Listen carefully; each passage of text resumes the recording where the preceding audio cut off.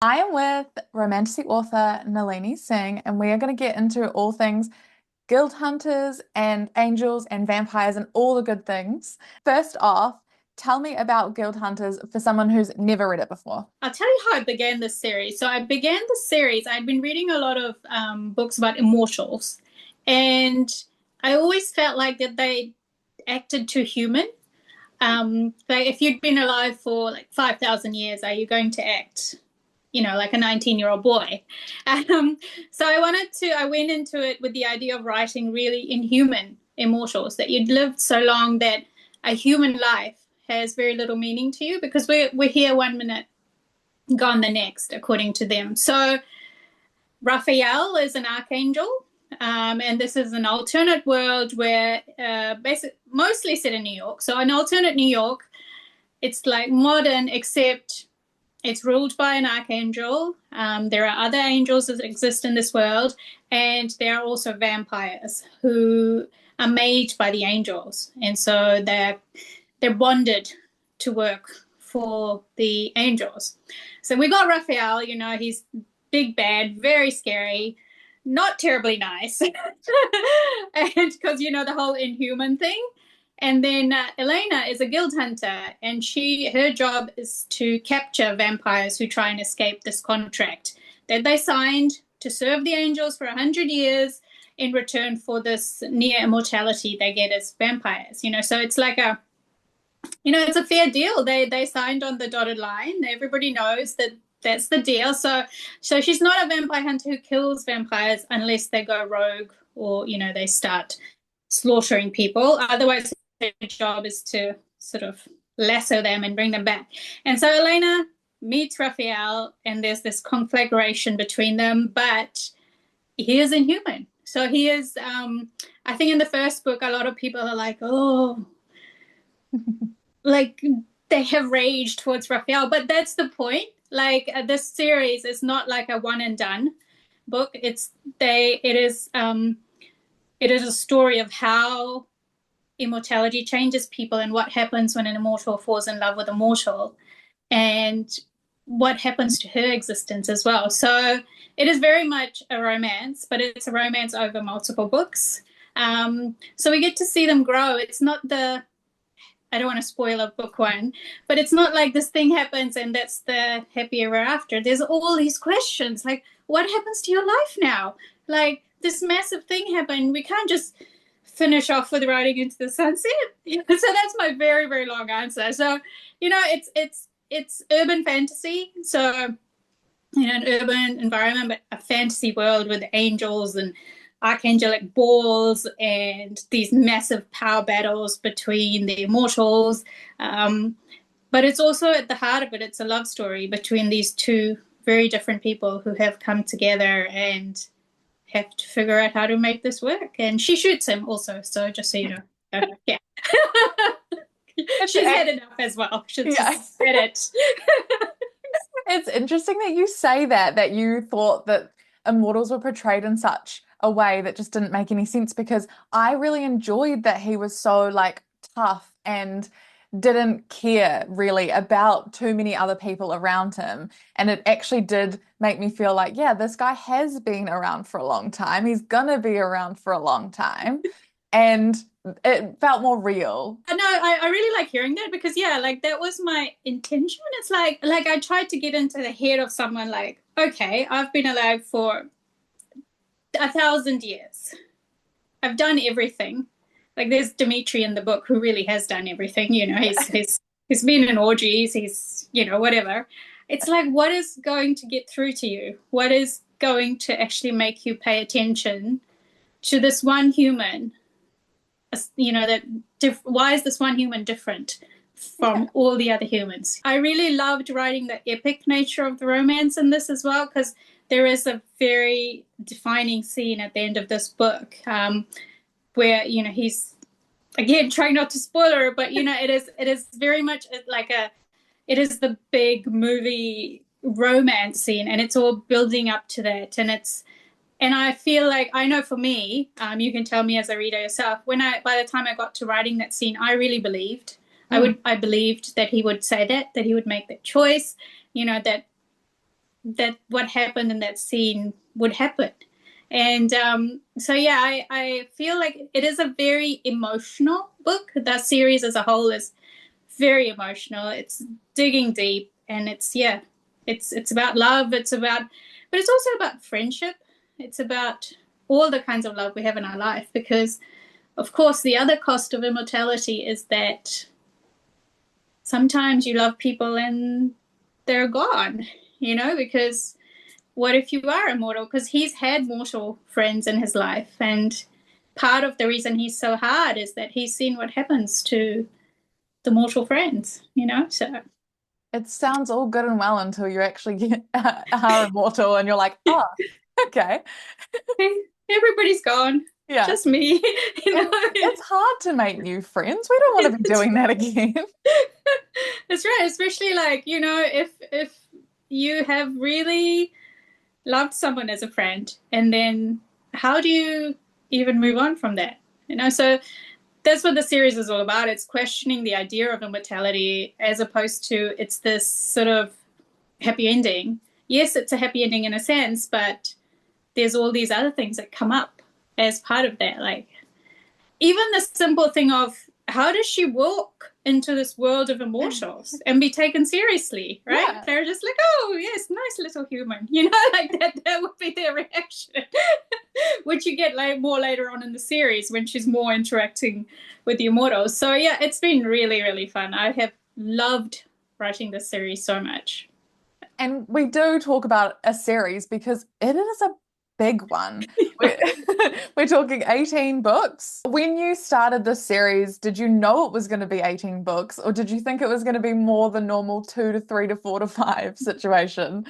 So first, what I will say is before everyone's terrified off by the 18 books, the 18th book is actually the final book in the series. So if you want to binge read a series, it is complete. Like it is A to Z. It's complete. So the funny thing about this series that I always tell when people ask me this question about how many books did I think it was going to be. So I write another series, the Archangel series. And at the time I started writing the Guild Hunter series, I was already quite deep into the Archangel series. And it's also a very complex, long-running series. And I said to my agent, I'm already writing this long-running series. Why don't I write some standalones in between to you see where this is going. So, like, to break things up, give myself a breather, and I don't have to do continuity as much. And then I wrote Angel's Blood. And I tried to say, like, that it was one book. Like, nobody believed me. Even I didn't believe me. Because I knew, I mean, the way it ends, you're like, everybody would have hunted me down if I didn't write the second book, kind of thing. So I just fell desperately in love with this world, and kept going. And I thought, I'll know when it's time to stop. And with book 18, I was like, this feels really right. Yeah, it's horribly sad as well. I've been with these characters for so long. And part of the reason, of course, that it is longer is because we have Elena and Raphael. So it starts with Elena and Raphael and it'll end with Elena and Raphael. But in between, we have books from some of the other characters' points of view. So that's in a way, I guess I'm writing standalones, because it's like Dimitri's book is Dimitri's book, Nasir's book is Nasir's book. So that is how I wrote this standalone 18 book series. What I'm learning is you're a liar. To myself. And also, yeah, maybe a bit of a workaholic if you set out to make this easy for yourself. It didn't go that way. I think I'm just naturally a series writer. Like Yeah.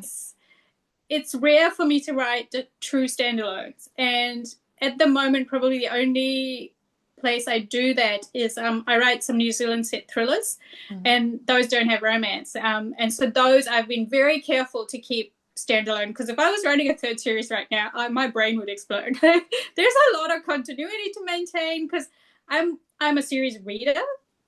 And so I am obsessive about details. Like I want readers to be able to read through a series and go back and work, oh my gosh, there's this Easter egg in book 3 that turns up in book 6. And I love doing that kind of stuff. And so that means there's a lot of very detailed work going in. So yeah, I love writing series. But I'm like okay, like 18. I mean, that's a lot. And my other series is actually longer. So I'm like, okay, next time, you got to try and contain it. You try and contain it.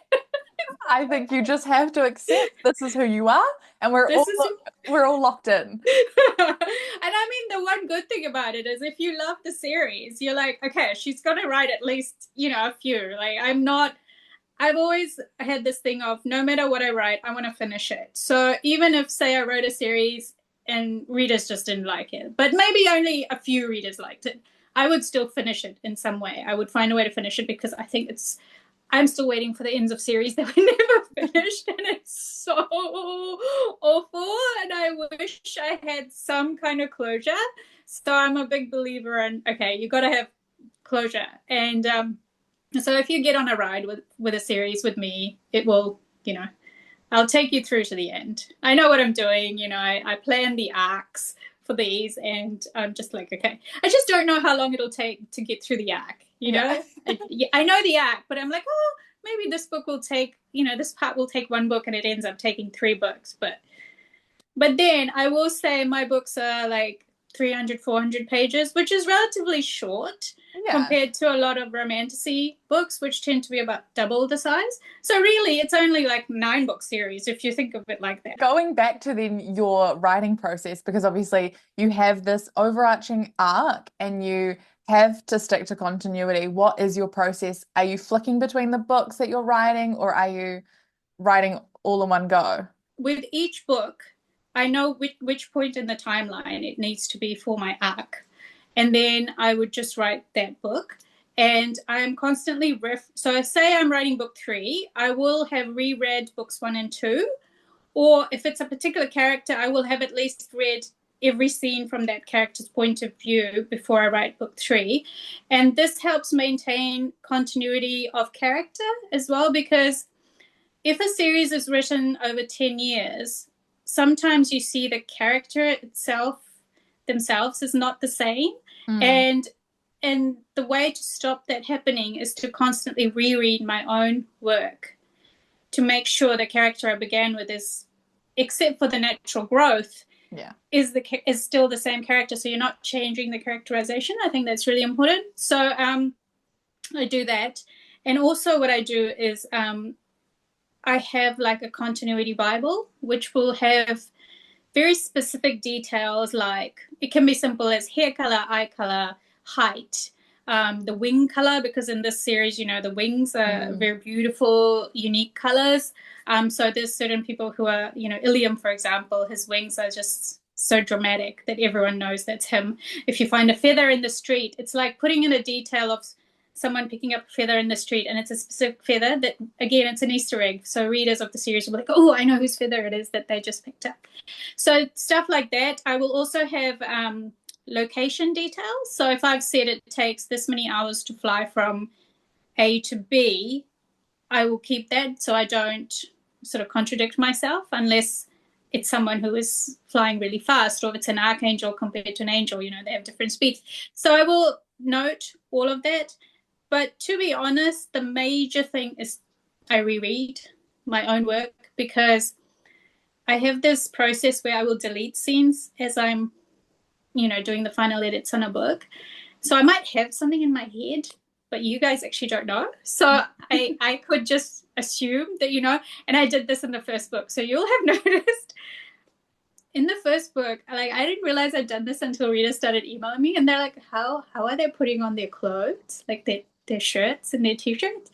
And I had deleted that out of the book. I had to put it back in the second book. So, oh my so gosh. And I guess because you've created this universe to you, it's just there, but you've forgotten that it's actually not there for the not in the reader book. to pick Yeah. up on. Yeah. So that's been a good lesson of always go back and reread, because it's like I can't assume that you have knowledge that I haven't actually given you. Yeah. So yeah, it is a good way to just always get myself back into the headspace of that world. You're just surrounded by those characters and the feeling, because the feeling of both my series is very different. This one is much darker and grittier and, emotionally raw, I would say. So it's a nice balance. Do you ever go back and go, oh, I love that scene. I'm so proud to have written that one scene. Yeah, I do. I do. I personally feel that as writers, we should be the first fans of Yeah. our own work. Like I'm such a fanish person myself. Like, I am fans of other writers and other media. And yeah, so I write short stories for my newsletter, and these are free. I just send them out to whoever's joined my newsletter. And I started doing that just because I wanted to play with the characters. So I was literally, I say I was writing fan fiction for my own stuff. So I go back sometimes, and like that climactic scene in Angel's Blood, I still get so emotional when I read that. And yeah, every so often. So when I turn in a book, I'll get copy edits a few months down the track. They'll come back to me. And so I get to read it again with like a fresh eye because I haven't read it for a few months. And sometimes it's like, wow, I wrote this? This is so cool. I love it. So that's a really nice feeling, because better than the opposite feeling of like, oh my gosh. But yeah. So I genuinely love being in this world and writing in this world. I'm so attached to the characters. I was crying when I was writing the final book because I was like, but don't worry, I'll just write the short stories. So we'll just keep going with the short stories. Speaking of that, the 18th book, what can we expect? Are we going to cry? Are we going to hate you for ending the series, or are we going to be happy and content? Okay, so I stopped reading my reviews a long time ago because I think it's really bad for writers, because the good reviews are great, but then it's the one bad review that will stick in your head. Totally. It's just That's just how people are. But this book, I have read some reviews that someone else has been through for me first and like forwarded me, and the general consensus seems to be that it is a really nice send off for the characters, and a lot of people have said that it feels like a worthwhile goodbye to these characters. Everybody is crying, so I said I cried. You guys are gonna cry. It is a book that will make you cry, but I feel in my heart that it is the moment in the sun for these characters who have been through so much through the series. I think I'm not one of those writers who believes that I must traumatize my readers at every point. Especially after 18 books. I think after 18 books, there is sad things, because again, immortality, and that's the reality of it. So we're facing some of that stuff because she has. Okay, I don't, no spoilers. Okay, but at the same time, I'm really really happy with where these characters have ended up and how it ends. I feel like it's such a beautiful ending. It's a beautiful way to come full circle with their story. Yeah. So trust your fellow readers. They are all saying read it. So there you go. I even read reviews for you guys to check. Okay, I trust you, but I'm hesitant. It's a big thing to end a series like Yeah. after 18 books. Yeah. I think if I hadn't made the decision myself, it would have felt harder. But I knew about 4 books ago that this was coming. Hmm. And so have I had time to really think about how I wanted to end it and how I wanted to say goodbye to these characters and what would happen. And I'm really, really happy with it. I'm really genuinely happy with it. And I'm actually looking forward to reading it again when it's out.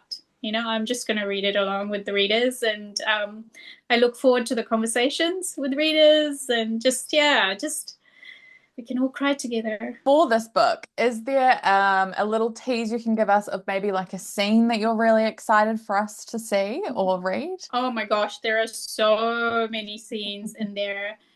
I will tell you, there's some news that people receive, and I just love how, when you get the sense of community in a book, that sort of found family. And I just love how in this scene there's a few people who know, and they're kind of pretending they don't know, and they're like literally like, oh, this vine is really nice. I'm just going to look at this leaf. And that cracks me up because it's like the kind of thing your real friends would do when they're trying to, I don't know. I'm just as surprised as all of you.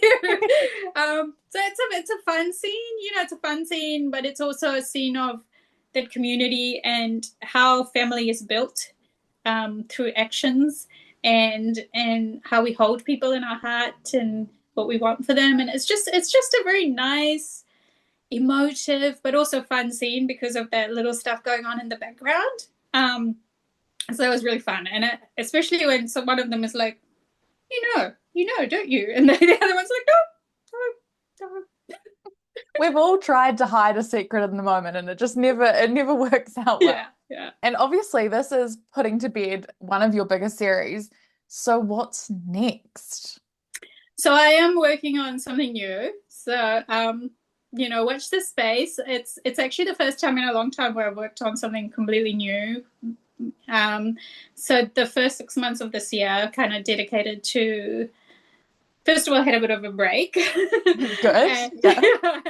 I had a bit of a break, and then I've been working on an idea and a concept, and just really, I want to flesh it out because I love everything I've written to date. I love my series. I love the depth of world building, and I love all of that. So I really want to give this next project that same kind of attention and that same kind of detail that readers expect from me, that I love writing.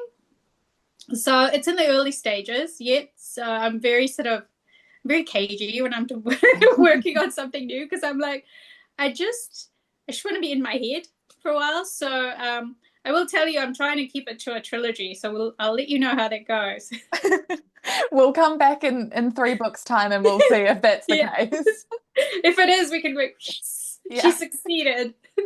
And if not, it probably needs more books, and I'm okay with that too. We get more story.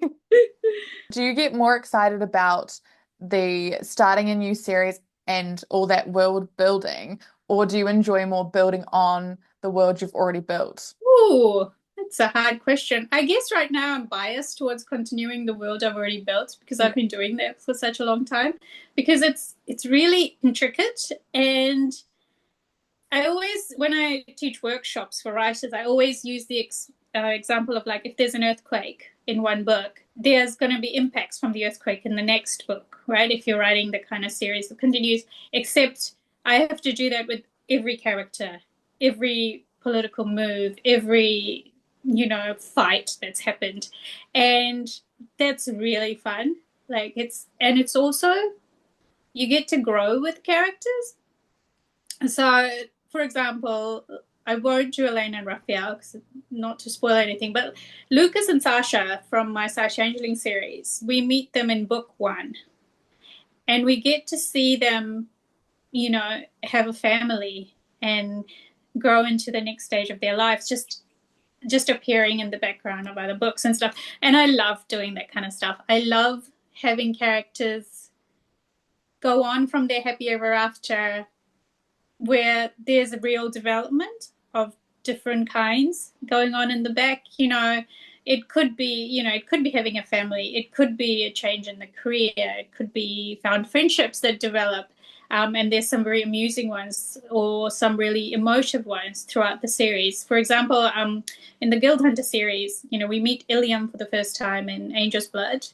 And there's a relationship that develops between Elena and Ilium that is really fun, but it's actually quite a deep friendship as well. And I love getting to do that kind of thing. And I think with a long series, there's much more room. Like, I don't have to just focus on, for example, the romantic pairing. There's room to, in the background of other books, to have other things happen. So right now I'm biased towards that, but I will say that making this new world right now is really fun as well because like I can do whatever I want now. There is no continuity right now. I could literally do anything, and it is the world because that's what I say in the first book. So there's a huge freedom in that, and I have to say, I have binders full of continuity notes. So like starting something was like there's no notes. This just me and my computer and my notebook, and off we go. So yeah. That must be such a big thing too with, like the internet, they can email you, we could always contact authors, but it's so much easier now to be like, hey, I noticed this big mistake that you now can't change. You must have like a shelf of all the notes and all the things and like color coded and to the max. I did, yeah. So I did actually at one point have an internal wiki. So my assistant set it up for me. And I never used it because when I write, I just like to have that one program. I Mm. don't like to go and access anything else. So we went back to the binders because I will have binders spread out on my desk and write and I tried really really hard to make sure continuity isn't incorrect. But we're human, you Yeah. know. I remember one book came out. It came out in hardcover first, and so a reader messaged me and was, hey, wasn't the birthmark on the other side of the face? Oh, how did I do that? It's such a big deal. But I was like, you know what?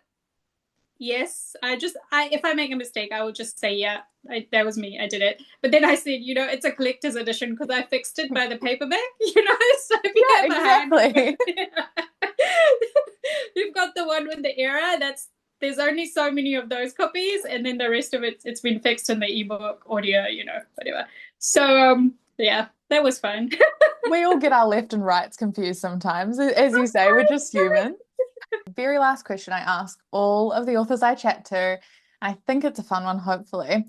If you were to be stuck in an elevator with one of your characters from any of your series, who would it be and why? Oh my gosh, who would it be? Okay, so this is going to be a bit out of left field, but I would choose Marduk, who you don't meet until later on in the series, who is a very, very, very, very, very old immortal. Like he thinks Raphael, he calls him a pup.